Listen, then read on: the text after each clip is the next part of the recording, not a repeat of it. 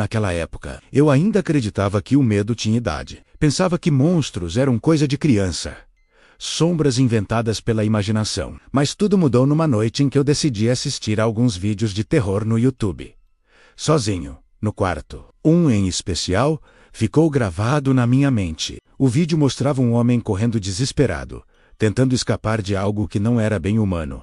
Não tinha rosto, não tinha forma definida, era apenas uma sombra alta e magra, deformada, como se o corpo tivesse sido esticado, além do limite. Mas o que mais me perturbou não foi sua aparência. Foram os sons. A criatura emitia ruídos metálicos, como se arrastasse uma barra de ferro pelo chão, misturado a um tipo de sussurro grave que parecia penetrar direto no ouvido. Quando fechei o notebook naquela noite, percebi que o silêncio do meu quarto não era o mesmo. Era como se o vídeo tivesse deixado uma espécie de resíduo invisível no ar. Cada estalo da madeira, cada rangido da casa parecia ecoar de forma mais pesada. Deitei-me, tentando esquecer. Mas o sono não vinha. O relógio marcava 23h58 quando senti a primeira mudança. O ar ficou mais frio, como se uma janela tivesse sido aberta, mas todas estavam fechadas. Eu puxei o cobertor até o queixo e fiquei imóvel, esperando o relógio virar para meia-noite. Foi exatamente à meia-noite que eu o vi pela primeira vez. No canto do quarto, de frente para o meu guarda-roupa, uma sombra se destacava do resto da escuridão. Não era apenas a ausência de luz. Era algo mais denso, como se tivesse peso, volume, intenção. Os olhos se adaptaram, e percebi. Era a mesma figura do vídeo, alta demais para ser humana, os braços compridos quase tocando o chão, o corpo levemente curvado, como se tivesse sido quebrado por dentro. Ela estava imóvel, mas mesmo assim, eu sabia que me observava. Meu coração disparou, e eu queria gritar, mas a voz não saía. Então veio o som, o mesmo ruído metálico que eu tinha ouvido no vídeo, como se um ferro arranhasse o chão do meu quarto. E aquilo não fazia sentido, porque o chão era de madeira. Tentei me convencer de que era apenas a imaginação, um truque da mente após ver algo assustador, mas não havia como negar o que meus olhos viam.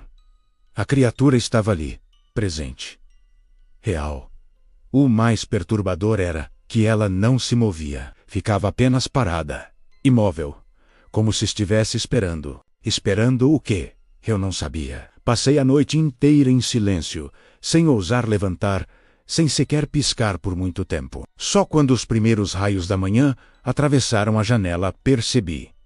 Ela havia desaparecido, mas mesmo assim, algo dentro de mim já sabia. Aquilo não tinha sido uma alucinação. Era o início de algo que iria me acompanhar, noite após noite. E no fundo, eu pressentia. Meu quarto nunca mais seria apenas meu. Depois da primeira noite, eu tinha certeza de que algo havia mudado. Meu quarto, antes apenas um espaço de descanso, tinha se tornado um território hostil. A criatura não era um pesadelo qualquer, e a forma como ela aparecia sempre no mesmo horário, à meia-noite em ponto, só reforçava a sensação de que havia um padrão, uma regra, quase como se fosse um ritual. E foi nesse momento que eu criei o meu próprio ritual. Não sei explicar de onde tirei essa ideia. Talvez da infância, talvez de algum instinto irracional. Mas eu acreditava que o cobertor era uma barreira, como se aquela fina camada de tecido pudesse de alguma forma me proteger do que quer que estivesse tentando me alcançar. Na segunda noite, quando o relógio novamente marcou 0 hora, eu já estava preparado. Assim que ouvi o primeiro estalo, puxei o cobertor até o pescoço e me encolhi na cama. A respiração ficou curta, acelerada, como se eu estivesse prestes a ser descoberto em um jogo mortal de esconde-esconde. E então, ele apareceu.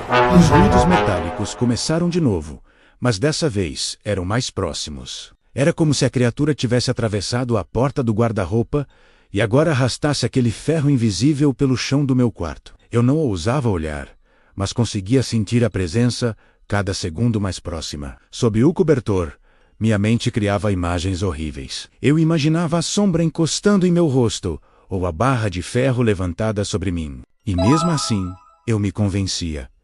Enquanto eu estiver debaixo do cobertor, nada vai me tocar. O silêncio que se seguiu foi ainda Pior, porque de repente não havia mais barulho, apenas a certeza de que ele estava parado ali, imóvel, observando, talvez esperando eu descobrir coragem para espiar. Mas eu não espiava. Ficava imóvel como uma pedra, apenas com o nariz para fora do cobertor, tentando não sufocar com o calor e o medo.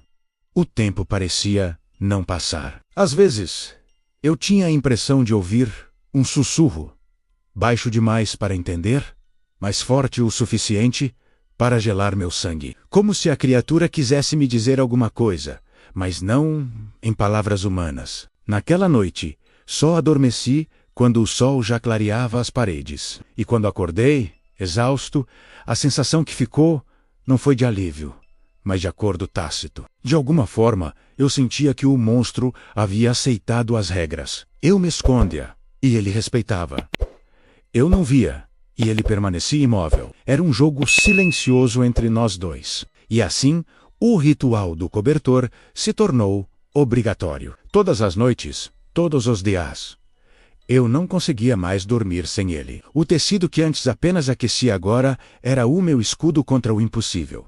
Mas havia um problema. Com o tempo, percebi que cada noite ficava mais difícil manter a calma. O monstro parecia perceber o meu medo. E eu sabia, em algum momento, só o cobertor não seria suficiente. As noites seguintes foram sempre iguais. O relógio batia meia-noite e o quarto se transformava em um palco de terror. Eu já não tinha dúvidas. A criatura me esperava todas as noites. E eu, com o coração em desespero, me encolhia sob o cobertor, fingindo que aquela fina camada de pano era um escudo contra o impossível.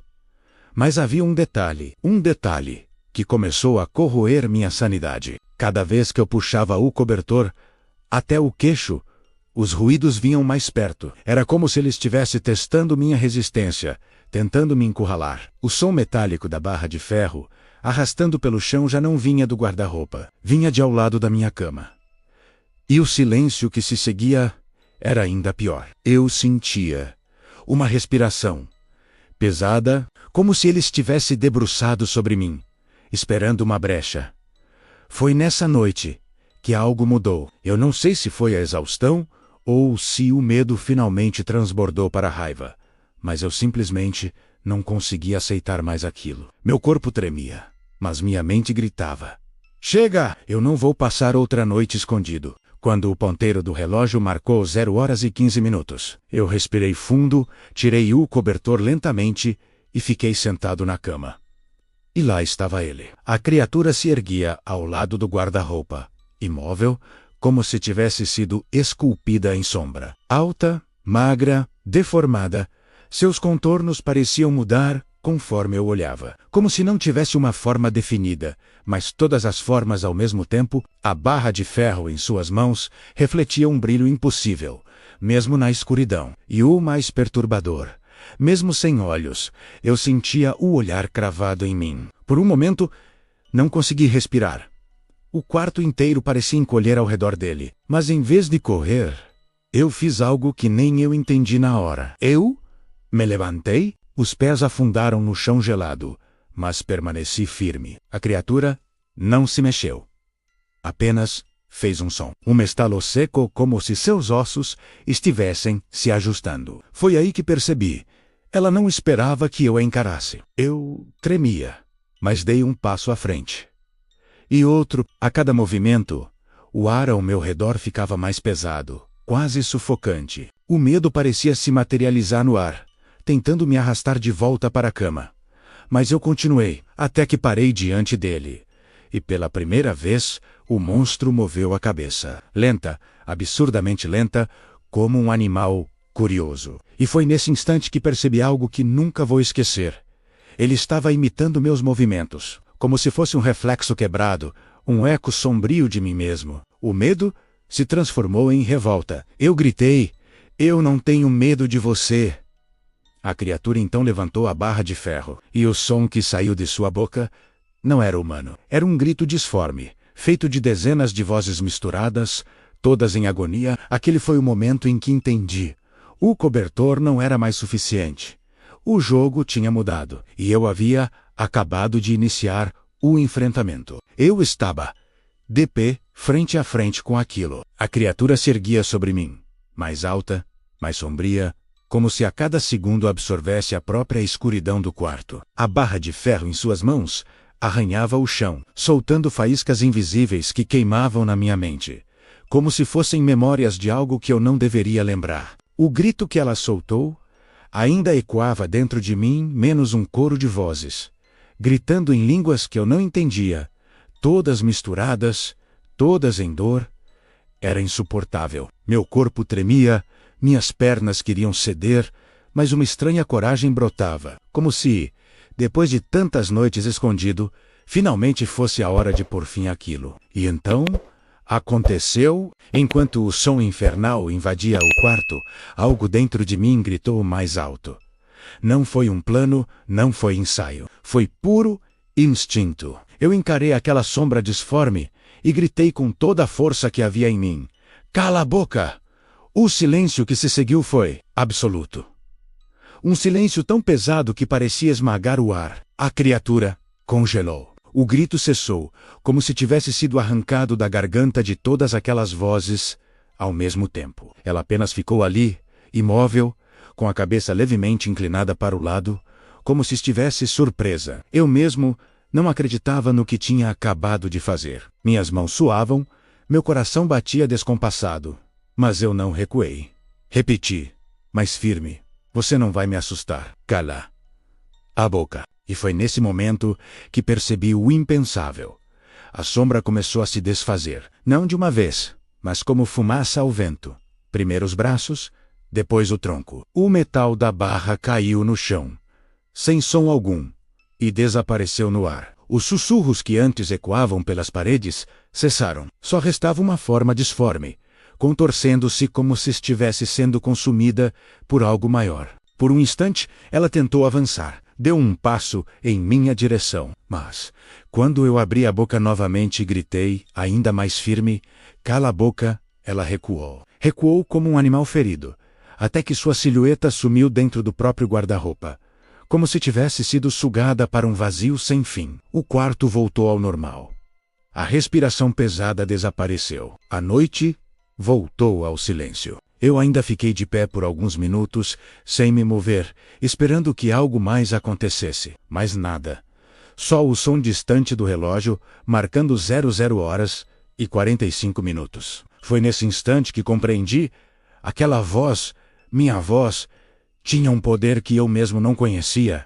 E pela primeira vez em semanas, eu consegui deitar e dormir. Mal sabia eu que, ao mandar calar, eu não havia expulsado a criatura para sempre. Eu apenas a tinha silenciado. E coisas que são silenciadas sempre encontram um jeito de retornar. Aquela noite parecia diferente, desde o momento em que o relógio apontou para a meia-noite. Não havia vento batendo nas janelas, nem cães latindo ao longe. O silêncio era tão profundo que chegava a doer nos ouvidos, como se até o mundo tivesse parado para assistir ao que estava prestes a acontecer. Eu já tinha enfrentado aquela sombra antes. Já tinha ousado tirar o cobertor, já tinha fechado o guarda-roupa e até mesmo mandado que ela calasse a boca. Mas dentro de mim, no fundo, ainda restava um resquício de medo.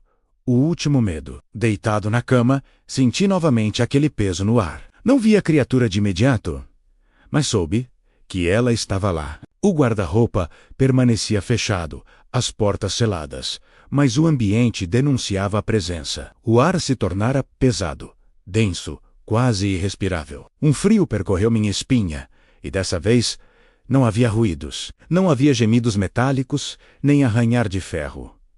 Só o silêncio absoluto. De repente, algo aconteceu que nunca tinha acontecido antes. O colchão afundou, levemente, como se alguém se sentasse à beira da cama. Meu corpo inteiro paralisou, e meus olhos ardiam para não se fecharem.